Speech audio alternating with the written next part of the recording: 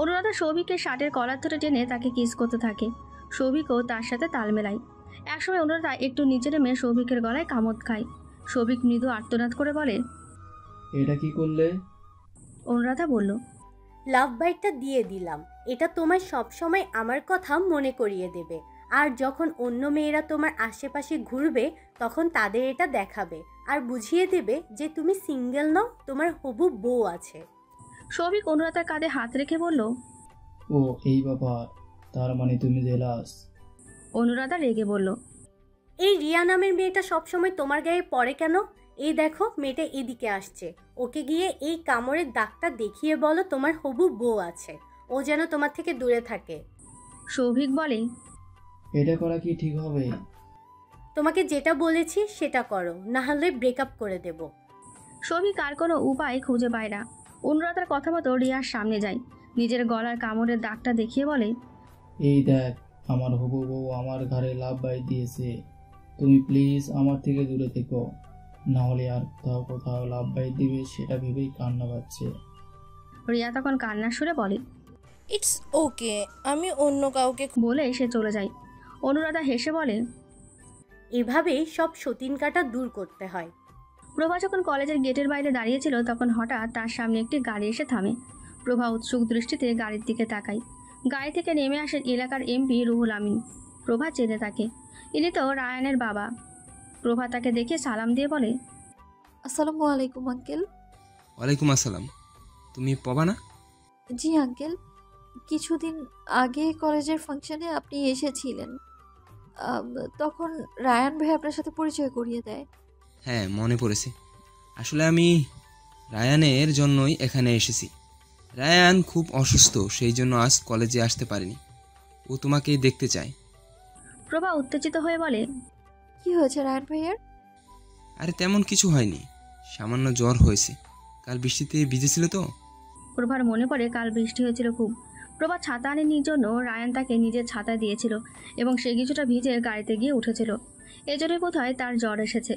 প্রভার খুব খারাপ লাগে রায়ানের জন্য, সেটা তার কথা ভাবতে গিয়ে অসুস্থ হয়ে গিয়েছে। তাই প্রভা সময় নষ্ট না করে রুহুল আমিনের সাথে যেতে রাজি হয়। রুহুল আমিনের সাথে রায়ানদের বাড়িতে যায় প্রভা। পথে যেতে যেতে রুহুল আমিন রায়ানের ব্যাপারে প্রভাকে অনেক কথা বলেন। তিনি বলেন, জানো, রায়ান আমার অনেক আদরের সন্তান। আমার আর আমার স্ত্রীর বিয়ের দীর্ঘ 12 বছর আমাদের কোনো সন্তান হয়নি। তারপর আল্লাহর কাছে অনেক কান্নাকাটি করে আমরা রায়ানকে পাই। ও আমাদের নয়নের মণি ছিল, কিন্তু ওর যখন মাত্র 4 বছর বয়স তখন ওর মা আমাদের ছেড়ে চলে যায়। তারপর আমি রায়ানকে একা বড় করি।